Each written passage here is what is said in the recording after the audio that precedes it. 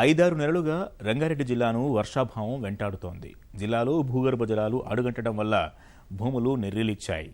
చెప్పుకోదగిన స్థాయిలో జలవనరులేమీ లేకపోవడం వల్ల నీటి ఎద్దడి కష్టాలు జిల్లా రైతాంగాన్ని వెంటాడుతూ ఉన్నాయి. ఇలాంటి పరిస్థితుల్లో కందుకూరు రైతులు ఆకుకూరల సాగుపై దృష్టి సారించి మంచి దిగుబడులు సాధిస్తున్నారు. డ్రిప్ పరికరాలతో ఉన్న నీటిని పొదుపుగా వాడుకుంటూ నాణ్యమైన కూరల్ని పండిస్తున్నారు. క్రమంగా పెరుగుతున్న ఉష్ణోగ్రతలు, కరవైన నీటి వసతులు రంగారెడ్డి జిల్లా వ్యవసాయానికి సవాలుగా తయారయ్యాయి. గత సెప్టెంబర్లో కురిసిన వర్షాలు మినహా ఒక్క వాన పడకపోవడం వల్ల పంట చేలు బెట్టకొచ్చాయి. భూగర్భ జలాలు పాతాళానికి పడిపోయాయి. ఈ పరిస్థితుల్లో ఆహార, వాణిజ్య పంటల సాగు అసాధ్యమని గ్రహించిన కందుకూరు రైతులు ప్రత్యామ్నాయాలపై దృష్టి సారించారు. నిత్యం గిరాకీతో పాటు రోజువారీ ఆదాయానికి ఆస్కారం ఉండే ఆకుకూరల సాగుపై దృష్టి సారించారు. ఉన్న నీటిని పొదుపుగా వాడుకుంటూ తాజా ఆకుకూరలను ఆశాజనకంగా సాగు చేస్తున్నారు.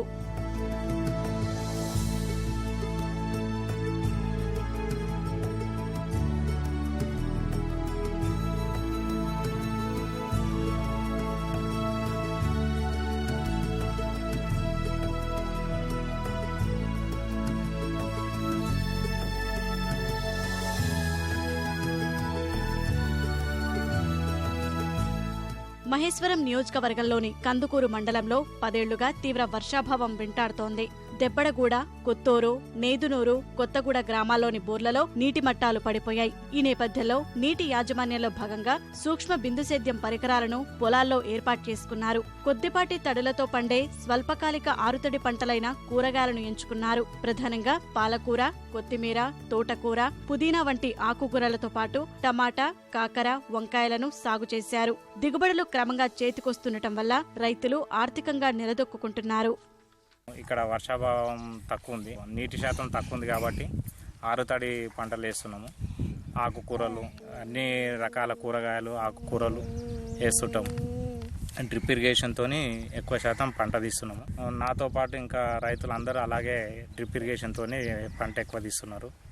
రైతులకు ఇంకా గవర్నమెంట్ వాళ్ళు ఇంకేదైనా సహాయం చేస్తే సబ్సిడీలతో కానీ, ఫెర్టిలైజర్ కానీ, సీడ్స్ కానీ, ఇరిగేషన్ కానీ అన్ని రకాలుగా ఆదుకుంటే ఇంకా బెటర్గా వ్యవసాయం చేయగలుగుతారు.